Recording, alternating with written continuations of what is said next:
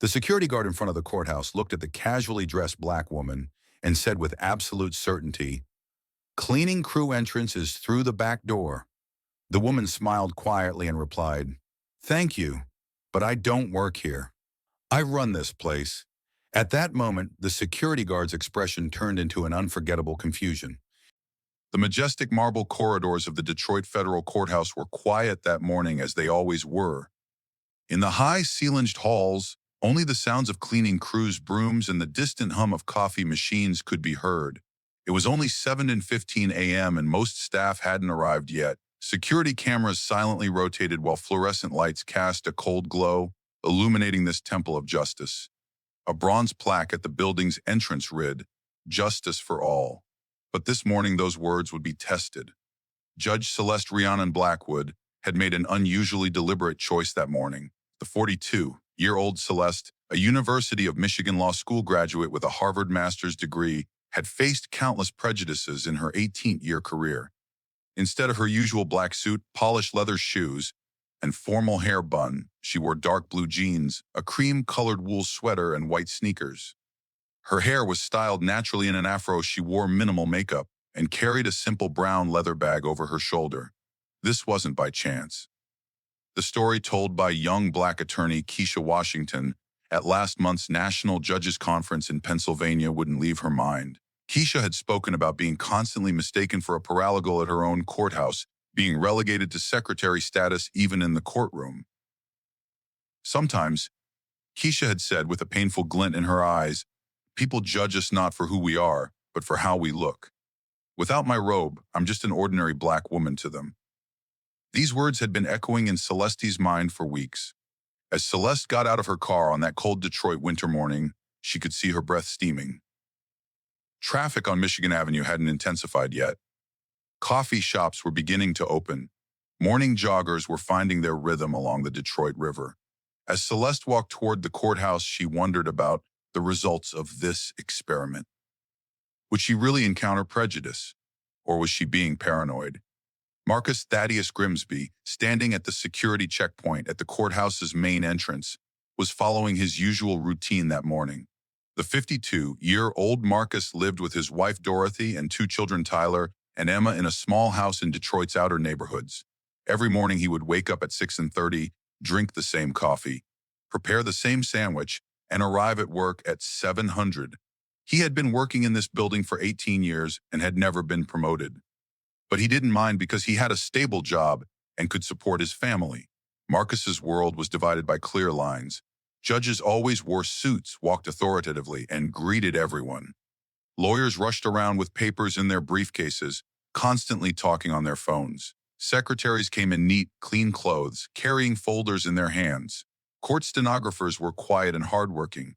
Cleaning staff, however, were usually black or Hispanic, wore uniforms, came in early hours, worked silently, and tried to remain invisible. That morning, around 7:30, while Marcus sat at his security desk reading the sports pages of the Detroit Free Press, he noticed with his peripheral vision a woman entering through the courthouse's glass doors.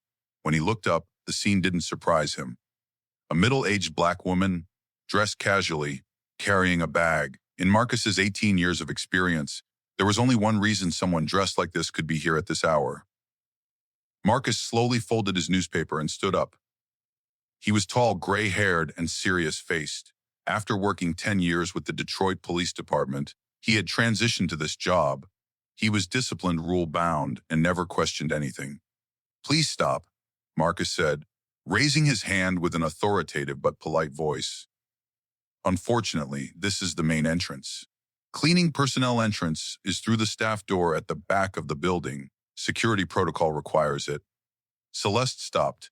That familiar cold feeling rose within her again, the icy breath of prejudice. Her heart raced, but she maintained a calm expression on her face. A slight, understanding smile appeared on her face.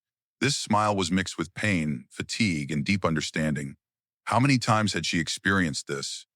The security guard at the university library viewing her with suspicion, classmates at law school constantly seeing her as a scholarship student, clients in her early career years mistaking her for an intern.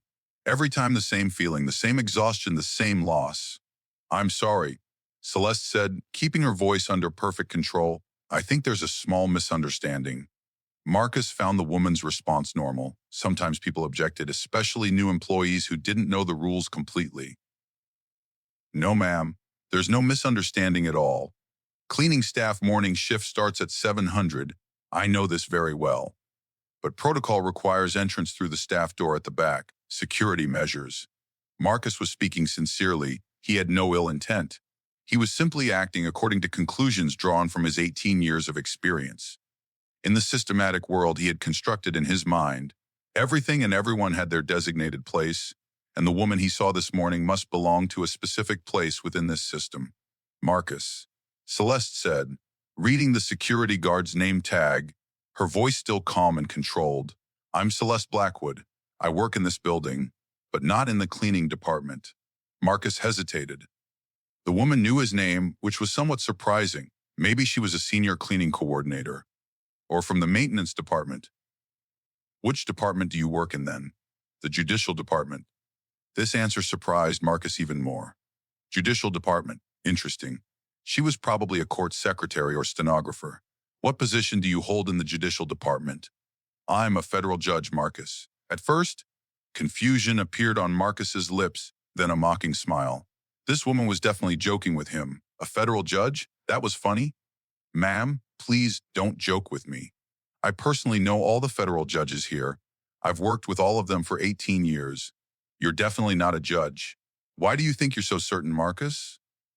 Marcus answered confidently. Judges dress a certain way, behave a certain way. You're not like that? At that moment, from the corridors inside the building, Secretary Isadora Penelope Thornfield, who had heard Celeste's voice, approached. The 39-year-old Isadora, a Duke University Administrative Sciences graduate who had been working at the courthouse for 12 years, was extremely organized and detail-oriented. She worked daily with Celeste, managed her schedule, and organized her meetings. But seeing Celeste in these clothes completely surprised her too. Judge Blackwood, Isadora asked in surprise, blinking her eyes, is that really you? I've never seen you in these clothes. Marcus turned to Isadora, his eyebrows furrowed. His face now showed not just surprise but a slight irritation as well. Isadora, this woman is trying to introduce herself as a federal judge. She's clearly cleaning staff but insists. Marcus, Isadora said in a gentle but extremely clear voice, this is really Judge Blackwood, Federal Judge Celeste Blackwood, Chief of the Third Circuit. She works with me daily.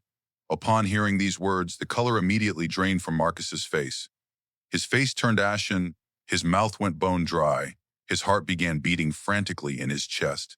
His hands began trembling uncontrollably and cold sweat drops started flowing from his forehead. In the 18 years he had worked in this building, he had never made such a horrible mistake. A federal judge, he had mistaken her for a cleaning worker. His career was over. My God, I'm so sorry, Your Honor. Marcus stuttered, his voice trembling. I had never seen you in such clothes. You always come in your formal suits and I made a terrible mistake. Celeste could see that Marcus was in complete panic. The man was genuinely remorseful, not malicious. He was just prejudiced and now realized it. Calm down, Marcus. Take a deep breath. I'm curious about this. Why did you definitely think I was a cleaning worker? Marcus, breathless and sweating, didn't know what to say. Because at this hour, in these clothes, and Marcus, Celeste said, her voice now a bit more serious but still controlled, let's be honest. You thought the only reason a black woman could be here at this hour in casual clothes was to clean. Is that right? These words pierced Marcus's heart like an arrow. She had slapped the truth naked in his face. Yes, he had definitely thought exactly that. But could he say this out loud? Could he have thought otherwise? At that moment, other courthouse personnel who noticed the situation growing began to gather as well. Young attorney Octavia Bell Ravencroft, a recent Harvard Law School graduate, was an idealistic 26-year-old brilliant woman. She too was watching the situation with growing curiosity and concern. Chief Prosecutor Vincent Cornelius Ashworth was also coming from the corridor. The 48-year-old Vincent, a Yale Law School graduate with 20 years of experience, was both a colleague and close friend of Celeste. Upon understanding the situation, he immediately turned to Marcus with a stern expression on his face. Mr. Grimsby, Vincent said, his voice echoing in the courthouse's marble walls. What's happening here? Why did you treat Judge Blackwood this way? You've been working here for 18 years! Marcus had now reached the point of complete collapse. His hands were trembling uncontrollably. His voice wasn't coming out. His knees were buckling. Mr. Ashworth, my God, I made a terrible mistake. I didn't recognize Judge Blackwood. You what? Vincent asked harshly. Cleaning worker. Marcus whispered, the words barely coming out of his mouth. How could you make such a mistake? How? Marcus's eyes filled with tears, his voice cracked. I had never seen her in casual clothes. And I behaved terribly prejudiced. Celeste turned to Vincent. Vincent, when Marcus first saw me, the only thing that came to his mind was that I was a cleaning worker, because what else could a black woman be doing here at this hour in these clothes? Vincent's face flushed red with anger. This is completely unacceptable. This is discrimination. Wait, Vincent, Celeste said, raising her hand in a calming gesture. Let's make this situation an opportunity. Let's approach it with education, not punishment. Marcus, look at me. Marcus raised his eyes and looked at Celeste. His face showed a mixture of deep remorse, shame, and fear. Marcus, Celeste said, bringing her voice to a patient and educational tone. You've been working here for 18 years. In that time, how many black federal judges have you seen? Marcus thought, calculating the numbers in his mind. Very few, Your Honor. Maybe 4 or 5 people total. And how did all of them dress? Always formal suits, shiny shoes, briefcases, professional appearance. Well, Marcus, when you saw a casually dressed black woman today, what was your first thought? Marcus's eyes filled with tears. His voice trembled, that you were a cleaning worker. And that was very, very wrong. Terribly wrong. Why was it wrong, Marcus? Explain to me. Marcus took a deep breath, his chest rising and falling. Because I never tried to get to know you. I didn't ask who you were. I just looked and immediately decided. Based on your appearance, based on the combination of race and clothing, I instantly categorized you. That's discrimination. At this point, the crowd gathered in the corridor had reached 25 people. Everyone was listening to the conversation in deep silence. Cleaning worker Zenobia Grace Thornfield was among them. The 54-year-old Zenobia of Jamaican origin had been working in this building for 12 years, was a mother of 3, an extremely respectable and hardworking woman. She understood very well what this situation meant because she too had received similar treatment countless times. Celeste turned to the growing crowd. Friends, today we are all learning a very important lesson. This lesson is necessary not just for Marcus, but for all of us, because prejudices operate unconsciously and exist within all of us. Young attorney Octavia excitedly stepped forward. Judge Blackwood, how can we solve this situation? How can we eliminate such prejudices from the system? Are there legal processes? Celeste found Octavia's question very valuable. Excellent question, Octavia. The first step is creating awareness. Marcus experienced important awareness today, but this is just the beginning. Systemic change is needed. What can we do concretely? Octavia asked, taking out her notebook. At that moment, Courthouse Administrator Bartholomew Sterling Kingfisher, who had learned about the situation, came to the corridor. The 62-year-old Bartholomew, who had a PhD in Administrative Sciences from Northwestern University and 30 years of courthouse experience, was a fair and strategically thinking administrator. Judge Blackwood, Bartholomew said in an official but respectful tone, what procedure would you like us to follow regarding this serious incident? Should we initiate a disciplinary process? Celeste looked at the faces around her. All showed a mixture of curiosity, shame, desire to learn, fear, and hope. Bartholomew, let's approach this with education and rehabilitation focus, not punishment focus. Punishing Marcus would be easy, but it wouldn't solve the root of this problem. Marcus couldn't believe it when he heard these words. Your Honor, you're not going to fire me, not going to punish me. Marcus, you completely admitted your mistake and seemed genuinely willing to change. Instead of punishment, I want you to use this painful experience for educational purposes and teach others as well. At that moment, retired Federal Judge Evangeline Aurora Whitlock also joined the group.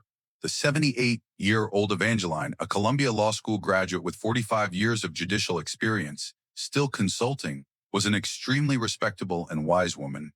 She was one of the pioneers of the civil rights movement. Celeste, Evangeline said with a deep tone of appreciation and admiration in her voice, "Your leadership style today is extraordinary. I've done this job for 45 years. Such a mature approach is very rarely seen. You're exemplifying true justice. Thank you, Evangeline. But what's really important is how we'll draw lasting lessons from this experience and create systemic change." At that moment, court clerk Lysander Phoenix Granville also joined the conversation. The 28-year-old Lysander, a UCLA Law School graduate who had started this job 3 years ago, was very observant, idealistic, and sensitive about social justice issues. "Judge Blackwood," Lysander said excitedly, "are you considering sharing this experience with other federal courthouses, even at a national level? This could be a very valuable case study." "Absolutely, Lysander. This problem isn't an isolated incident that just happened here. It's a systemic and institutional problem widespread in America. We should share it with other judicial districts." Vincent also agreed with the idea. "What can turn this into a comprehensive report? We can present it to the Federal Judge's Council. It could serve as an example for other judicial districts." At that moment, civil rights attorney Ophelia Serenity Blackthorne, who had been silently observing the situation, stepped forward. The 38-year-old Ophelia, a Harvard Law School graduate, an expert in civil rights and discrimination with 15 years of experience, was a strong and successful woman. "Judge Blackwood," Ophelia said with a tone of personal pain in her voice, "I've experienced very similar situations. Last year, in a very important federal case, the opposing counsel's lead attorney assumed I was a paralegal when first meeting me and kept asking who the real attorney was." "What was your reaction, Ophelia?" "Initially, I got very angry. A storm of rage erupted inside me. But then I composed myself and calmly explained who I was, which firm I was a partner at. Unfortunately, that person didn't even apologize, even acted as if the situation was normal." Celeste nodded understandingly. "Here we have a different situation from Marcus. He completely admitted his mistake and genuinely showed he was open to change. That's very valuable." Marcus, hearing this praise, became even more emotional, his eyes filling with tears. "Your Honor, I swear to you that I will use this experience both to improve myself and to help everyone working in this building, even society. This is a turning point for me." At that moment, technician Maximilian Orion Ashcroft, responsible for the building's technical systems, also joined the group. The 45-year-old Maximilian, an MIT electrical engineering graduate, usually quiet but very observant, was an expert in technology and systems. "Judge Blackwood," Maximilian said thoughtfully, "I also learned a lot today, especially that we need to know people through their real identities and abilities, not through our prejudices. This is like a system error. Wrong data input causes wrong output." A very accurate analogy, Maximilian. "And this isn't just about race. Age, gender, clothing style, accent, social class. We can have unconscious prejudices about many different topics." At that moment, journalist Cordelia Sage Merriweather from the Detroit Tribune had appeared at the scene from local media. She had heard about the situation and wanted to report on this important issue. "Judge Blackwood," Cordelia said respectfully but determinedly, "this is a very important experience. Would you consider sharing this with the public to create social awareness?" Celeste thought carefully, evaluating the options in her mind. "Cordelia, this isn't just a personal experience. It's a broad social issue. But if we're going to share it, I'd want to do it in a constructive and educational way that protects Marcus's dignity and personal rights." Marcus looked with surprise and gratitude. "Your Honor, you're protecting me. Even though the mistake was mine." "Marcus, everyone can make mistakes. What's important is admitting the mistake, taking responsibility, and genuinely changing. You've shown all of these. That's very valuable and commendable." At that moment, Court Secretary Persephone Luna Fairweather, who managed Celeste's daily schedule, had also arrived. The 35-year-old Persephone, a Princeton University Administrative Sciences graduate, was extremely organized, detail-oriented, and efficient. "Judge Blackwood," Persephone said, looking at her watch, "we need to prepare for your important federal hearing at 9:30. The files are ready, but we need a final review." Celeste looked at her watch. It was 8:55 and she really needed to prepare. "Yes, Persephone, you're right. But let's first meaningfully conclude this conversation." She turned to the crowd and began to say her impactful final words. "Friends, today we all learned a vital lesson. Prejudices aren't just personal problems. They're social issues that shake the foundation of our justice system. The crowd was listening with great attention. You could hear a pin drop in the corridor. This experience showed us that true leadership isn't about taking revenge, but about showing understanding, forgiveness, and education. Marcus, I'm truly proud of you because you showed great character and magnanimity in this very difficult situation. Marcus's eyes had completely filled with tears. His voice cracked as he spoke. Your Honor, this has been the most valuable, most educational lesson of my life. I will never forget this. And now, Celeste said, raising her voice slightly, we won't keep this lesson just here. It's time to teach it to others as well. Bartholomew, when can we start the comprehensive education program? Next Monday, Your Honor. We can start a mandatory, comprehensive awareness and diversity education program for all personnel. Excellent. And Marcus, would you accept being a volunteer instructor and experience sharer for this program? Marcus looked with surprise and honor. But I'm the one who made the mistake. Precisely, Marcus. You're the person who lived this experience. The best teacher is the one with real experience. Your story will inspire others. The gathered crowd spontaneously began applauding. The sound of applause echoed in the marble corridors. Marcus was also applauding everyone, now looking proud, determined, and hopeful. Zenobia also stepped forward with tears in her eyes. Judge Blackwood, your attitude today is very meaningful for us. I've been working here for 12 years and I've never seen such real justice, such real leadership. Thank you. Zenobia, justice should be not only in courtrooms, but in every moment of daily life, in every human interaction. You're also a very valuable part of this building. It was 9 and 10. Celeste stood up to say her final and most impactful words, her voice strong and determined. Friends, it's time to return to our daily work. But let's never ever forget what we learned today. Each of us is an ambassador of justice. We carry this responsibility on our shoulders even when we leave this building. It's our duty to spread this change in our families, with our friends, in society. Marcus approached her one last time, hands clasped respectfully. Your Honor, once again, I apologize from my heart. And I swear to you, I will carry this experience every day for the rest of my life and teach it to others. Celeste shook both of Marcus's hands, looking into his eyes. Marcus, you showed your true character, your true humanity today. Making mistakes is human, but learning from mistakes and changing requires courage. You showed that courage. Thank you. I will never ever disappoint you. Celeste replied with a warm smile. I know, Marcus. Now I wish all of you a wonderful, productive, and meaningful day. The crowd slowly began to disperse. Everyone returned to their duties. But the discussions and conversations continued. In the corridors, people in small groups continued to evaluate this experience.